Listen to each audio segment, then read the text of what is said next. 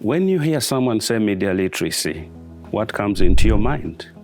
Well, I will unpack what media literacy is and why people should embrace media literacy. Media literacy should not only be a preserve of professionals, it should be embraced by everyone: teachers, parents, students, and children. This should be taken as a lifelong skill for the 21st century and even beyond. Media literacy can therefore be summed up as individuals' ability to have access to media content and subjecting that content to analysis, evaluation, grouping, induction, deduction, synthesis, and abstracting in what has widely been considered by many authors as the 7 skills of media literacy. We live in a media-saturated world that brings to us all sorts of media content, regardless of who you are. The media sometimes has content that comes with negative effects to society. In order to counter the negative effects of media to society, it is advisable for everyone to embrace media literacy, and here is why.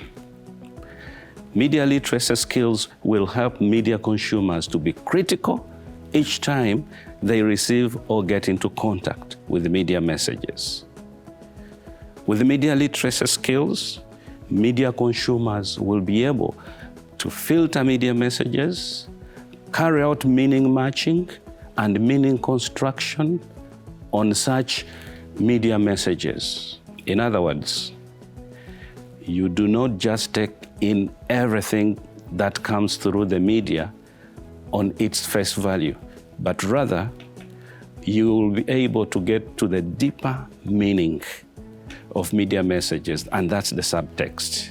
To the teachers, it is therefore important for all teachers, regardless of whether you have media studies background or not, to integrate media literacy skills in their specific subject areas. To the parents, considering children as special audience, parents too need media literacy skills in order to guide their children in safeguarding them from the negative effects of media content. It is considered that children are not yet mature enough or do not yet have the experience in understanding how the media works, and thus need the guidance of their parents.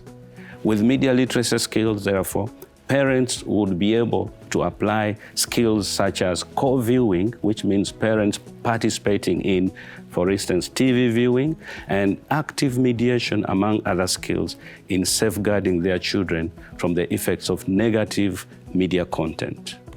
To the students, media literacy skills is equally handy for students in schools, secondary, and higher institutions of learning.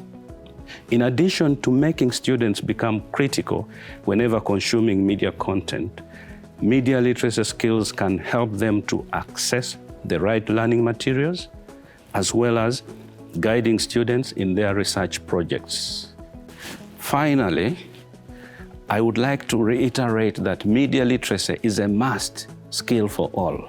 It can be used to safeguard society from the negative effects of media content, such as the spread of fake news, stereotypes, propaganda, hate speech, among others. So, media literacy, think about it.